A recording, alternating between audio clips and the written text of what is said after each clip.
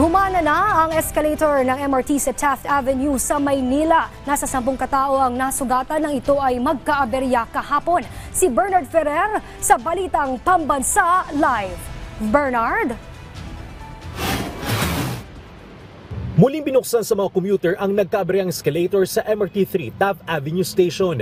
Ito ay matapos sa matagumpay na pagkukumpuni ng Department of Transportation, MRT3, katuwang ang kanilang maintenance provider na Sumitomo Corporation. Ang escalator ay nagkaroon ng aberya noong March 8 dahil sa problema sa main drive chain nito na nagresulta sa pagkakasugat ng 10 pasahero. Tiniyak ng DOTR na sasagutin ng MRT3 ang lahat ng medical expenses sa mga nasugatang pasahero. Kasabay nito, magsasagawa rin ng masusing pag-aaral ang insurance company upang matiyak na makatatanggap ng nararapat na kompensasyon ang mga apektadong pasahero, kabilang ang bayad para sa nawawalang kita sanhi ng insidente.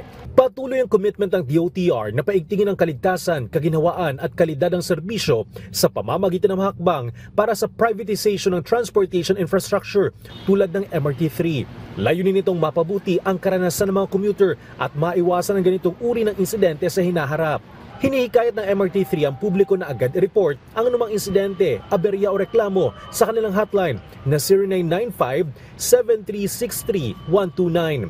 Sa pamamagitan nito, mas mapapabilis ang pag-aksyon at pagresponde para sa kapakanan ng mga pasahero. Mula sa People's Television Network, Bernard Ferrer para sa Balitang Pambansa.